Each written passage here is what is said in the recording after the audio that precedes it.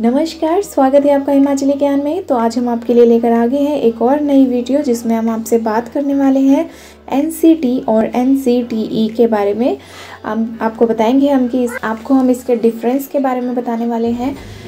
इनके बारे में पूरी नॉलेज, पूरी जानकारी आपको देने वाले हैं, क्योंकि पिछली वीडियोस के माध्यम से काफ़ी सारे क्वेश्चंस आ रहे थे, काफ़ी सारे कमेंट्स आ रहे थे, जिसमें हमने देखा कि हमारे काफ़ी सारे यूट्यूब फ्रेंड्स हैं जो इस बात को लेकर कंफ्यूज हैं कि आखिर एनसीटी क्या है और एनसीटीई क्या है। तो चलिए बात कर लेते हैं सबसे पहले एनसीटी के बारे में। तो इंडिपेंडेंस के बाद भारत के राज्यों को 3 पार्ट्स में डिवाइड किया गया था, जिसमें पार्ट ए, पार्ट बी और पार्ट सी थे। इसमें दिल्ली को पार्ट सी में रखा गया था। 1956 तक दिल्ली का कामकाज भी देश के राज्यों की तरह ही चलता रहा था, लेकिन राज्य का जब पुनर्गठन हुआ, जिसमें दिल्ली को यूटी यानी कि यूनियन टेरिटरी का नाम दिया गया था।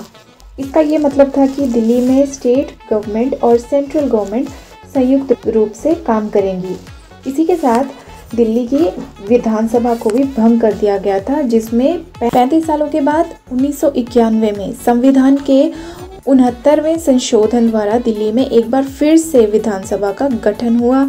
इस विधेयक में दिल्ली को एक देश की राजधानी होने के नाते केंद्र शासित प्रदेशों में विशेष दर्जा दिया गया तथा दिल्ली को 1 फरवरी 1992 में राष्ट्रीय राजधानी क्षेत्र यानी कि एनसीटी, जिसे हम नेशनल कैपिटल टेरिटरी के नाम से जानते हैं, उसका नाम दिया गया।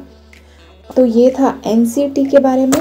और अब हम बात कर लेते हैं एनसीटीई के बारे में। तो एनसीटीई की फुल फॉर्म होती है national council of teachers education. NCT की एक ये शॉर्ट फॉर्म है। इसे हिंदी में राष्ट्रीय अध्यापक शिक्षा परिषद भी कहा जाता है। एनसीटी का गठन, यहाँ पर बात हो रही है एनसीटीई।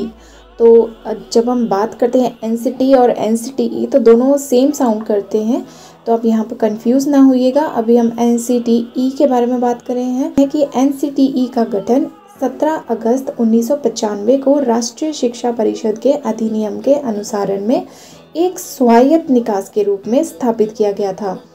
एनसीटी का मुख्य उद्देश्य यही था कि भारत में टीचर्स एजुकेशन की जो प्रणाली है उसको योजनावृत्त लागू करना और इसके द्वारा विकास को प्राप्त करना।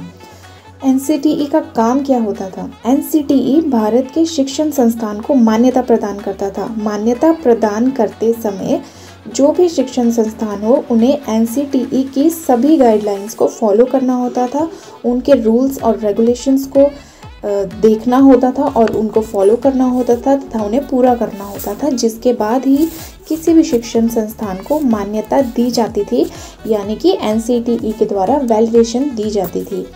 इसके साथ जो भी सेंट्रल या केंद्रीय मान्यता कोई भी एजुकेशनल इंस्टीट्यूट के पाठ्यक्रम का निर्धारण भी एनसीटीई के द्वारा ही किया जाता था। अब बात कर लेते हैं कि एनसीटीई के राइट्स क्या होते हैं।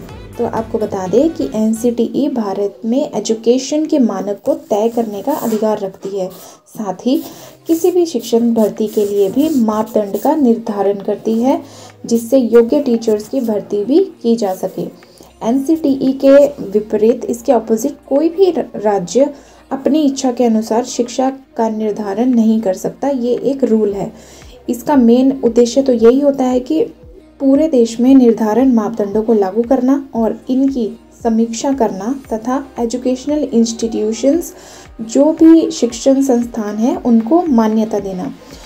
तो हमने पिछली आपको वीडियोस में जो भी एनसीटी की गाइडलाइंस दी थी, उनमें हमने आपसे सिर्फ एनसीटीई के बारे में बात की है, ना कि एनसीटी के बारे में। ये हम आपको क्लियर कर देना चाहते हैं और आशा करते हैं कि आपको अब एनसीटी का और एनसीटीई का डिफरेंस अच्छे से पता चल गया होगा। तो इसके लिए आप कंफ्यूज ना हो। कोई भी आपसे प्रश्न हो तो आप कमेंट सेक्शन में हमसे ज़रूर पूछ सकते हैं।